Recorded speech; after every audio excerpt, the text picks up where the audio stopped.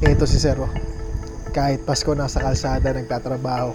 Tanungin natin ba't di pa siya umuwi. Subukan natin siya at bigyan natin ng regalo. Ay, sir, pwede magtanong? Anong ginagawa tuwing Pasko? Kisimba. Kisimba? O, ba't nandito ka? Ganap buhay ako sa Hanap buhay ka? Para kanino? pamilya, sir. Ilan anak mo? Isa. Isa? Taga saan ka? Madaas mo pa, sir. Taga Dasma ka pa, napunta ka sa Tagaytay. Ang pangalan mo, sir? Albert. Sir Albert, nawawalan kasi ako ng rason para lumaban sa buhay. Pwede mo ba akong bigyan ng rason para lumaban, sir? Pwede naman, sir. Gusto mo pag-pray kita, sir. Pagpipray mo ako, sir? sir. Hindi nga. Walang chance para sumuko tayo sa buhay. Kahit yan ako bigat ng buhay, merong paraan para lumaban. Malapit lang ang Diyos. Isang tamang panalangin lang. Kaya mo yun, sir. Kung anong bigadaanan mo, sir.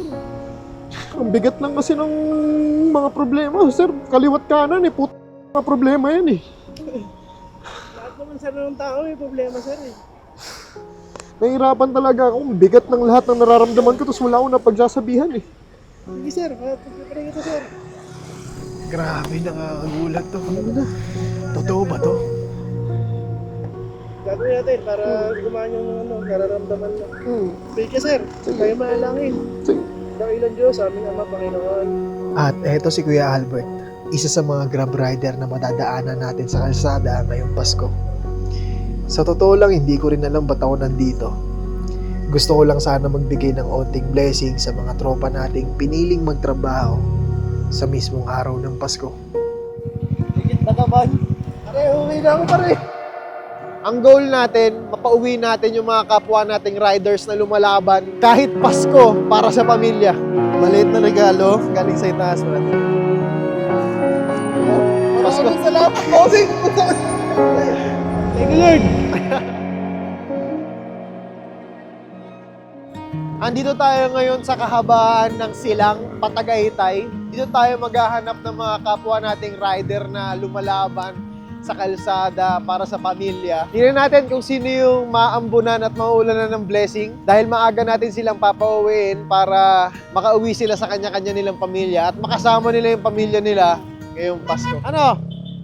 Biyahe na? Tara!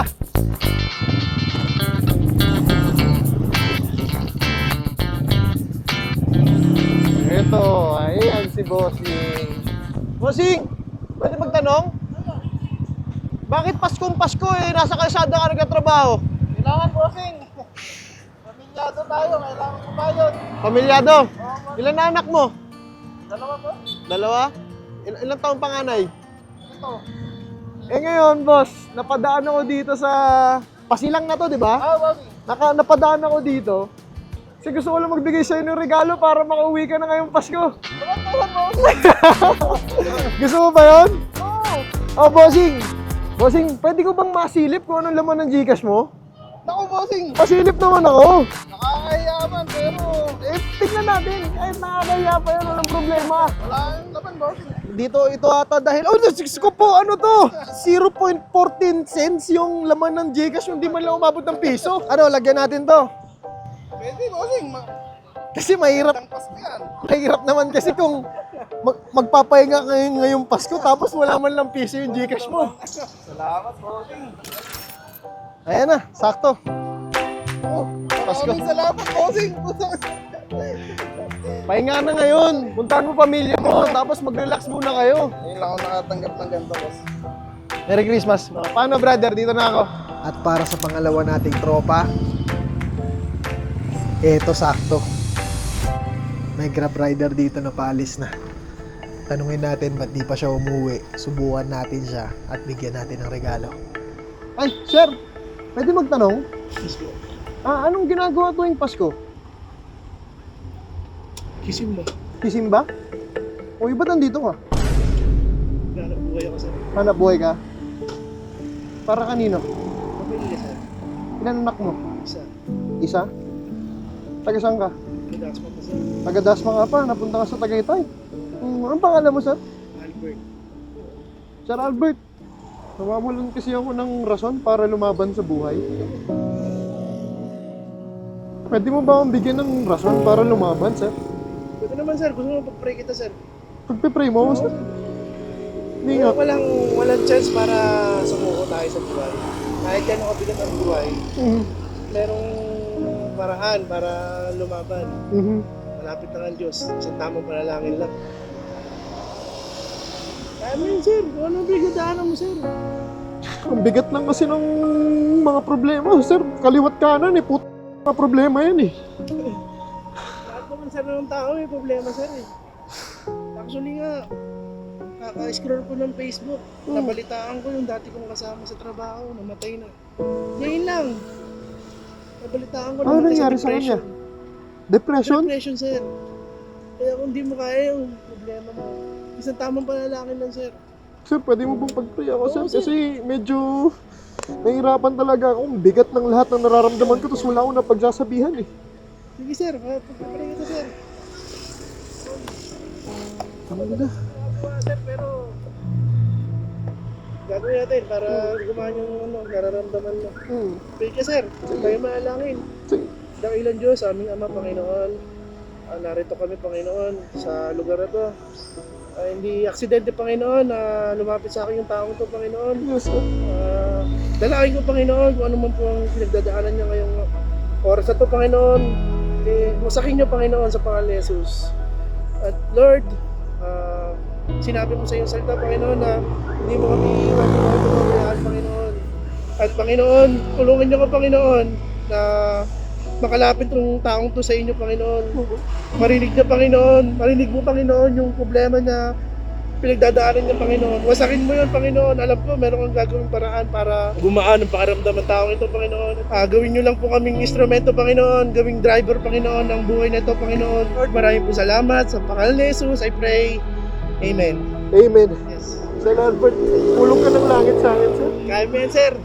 Sa totoo lang, sir. Nalalaking ka lang, sir. Sobrang dami mong tinulungan, sa totoo lang. Kasi, hindi lang ako. Hindi lang sa puso ko. At ako ang nagkakaroon ng problema at nasa kadiliman ngayon. Sobrang dami pang tao. Yes, sir. Hindi alam ng ibang tao kung nasan sila. Pero nasa itaas. Sabi mo nga, magsimba. Manalangin, sir. Malapit lang ang Panginoon. Amen. Sir, alam mo ba? Kausap ko si Lord Yes. kagabi. Yes. Sabi niya, sana makilala mo tong tao na ito. Sir Albert, baka ikaw na yun. Praise God. Praise God. Kasi Sir Albert, meron kasi siyang gustong iregalo galing sa itaas. Pwede ko bang malaman kung anong number mo sa GCash? Okay na ako, sir. Hindi, okay lang kasi. Sir, tanggapin mo to kasi hindi dapat tinatanggihan yung blessing eh. Di ba ang content? Totoo ba yan? Totoo to, sir. Okay lang? Oo, okay lang, sir. Kung pagpapalay, ba't ko tatanggihan? Pwede ko bang masilip? Kaso, Gcash. Ano, sir, parang namumukha kayo eh. Sino ako? Bon? Namukhaan mo ako? Oo nga, sir. Unang tingin ko lang sa'yo, sir. Albert, Idol. grabe ka. Pare. Grabe ka, Brad. Tagos sa puso ko ngayon, Brad, yung mga lahat ng sinabi at pagpipray mo sa lahat, brother. Totoo naman yun, sir. Ngayon, brother, gusto ko sana magbigay sa'yo ng regalo, sana hayaan mo ko. Pwede ko bang masilip kung ano laman ng Gcash mo? Pasensya ka na sa abala. Walang laman Mabilis to, lang. sir eh. Walang laman. Oh, silipin ko lang. 41 pesos. 41? Hindi ako Oh, naglalagay ng pera sa Gcash, sir.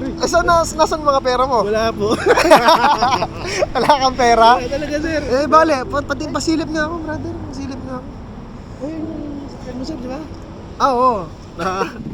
Na ano mo rin, ha? Na-identify mo rin yung sasakyan ko. Ayan, kaway ka dyan, oh.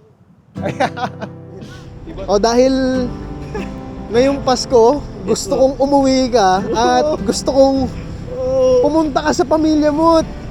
Brad, magsimba kayo magkakasama. Maliit na regalo galing sa itaas, brother.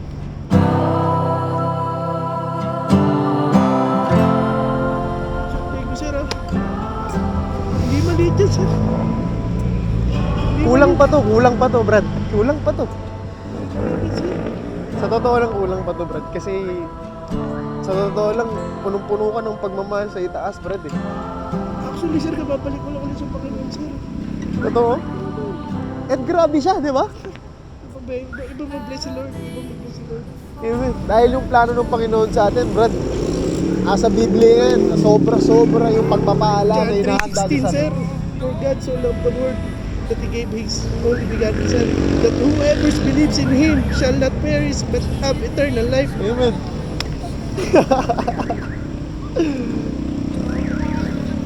Mark 24:11. Sinasabi doon, panalangin ka lang at paniwalaan mo yung panalangin na yun na ibibigay ng Panginoon. Paniwalaan mo na ibibigay sa iyo ng Panginoon. Amen. Hindi aksidente to, ha? Pagkikita natin. Thank you, sir. Hindi ako makapaniwala, sir. Thank you, Lord. Nasa kanya lahat. Siya yung nagplano. Hindi aksidente to eh.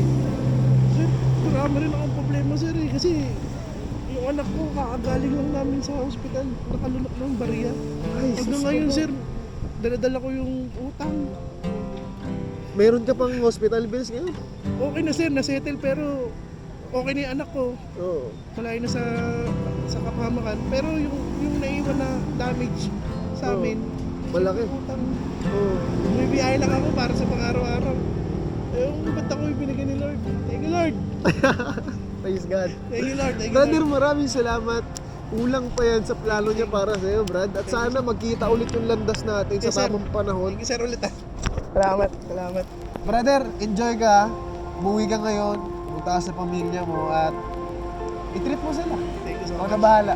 Thank you, Lord. Praise God. Your grace will be enough.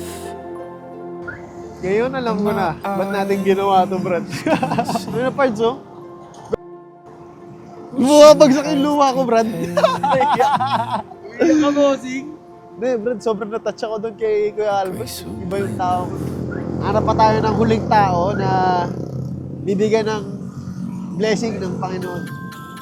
G? Sir.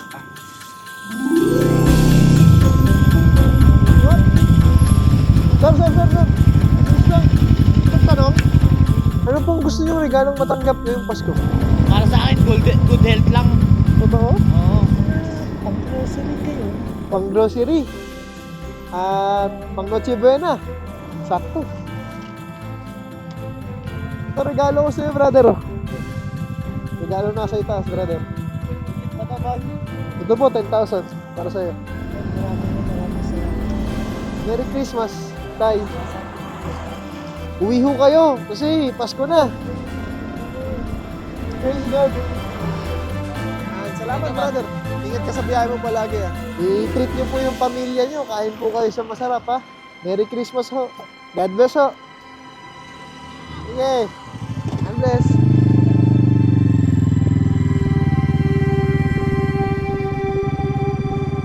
Hindi man ganun kadami yung nabigyan natin ng regalo. Alam ko sobrang daming nangangailangan. Pero at least kahit pa isa-isa, 2, 3, di man ganun kadami, at least nasimulan natin sa isa. Ikaw, bossing, anong gusto mong matanggap ngayong Pasko? Makasama ko lang kayo at yung pamilya ko. Masaya na ako doon, G. At yun yung hiling ko, G. Yung mapagpatuloy natin yung mission, makapagbigay ng more meaning at bakit kailangan natin lumaban sa buhay. Pare, uwi na ako, pare! Blessings ka mo. Bless ako ni Lord! Bless ako ni Lord! Tanungin ko kayo, liga. Anong ginagawa tuwing Pasko? Namamasko. Namamasko, nangihingi at bebenta. Walang tama sa inyo. Tamang ginagawa, ha? Tama. Tamang ginagawa ay dapat nagsisimba. Papasalamat na dahil binigyan tayo ng panibagong taon, kayo ay nasa magandang kalusugan, nakakatayo kayo, walang sakit, lumalaban sa buhay. Pagkatapos kumain, magsimba. Ha? Ito, bigay niya sa inyo. Merry Christmas. Merry Christmas. Oh, Merry Christmas. Salamat po. Alalahanin nyo kung gusto nyo bang madagdagan yan, magsimba kayo.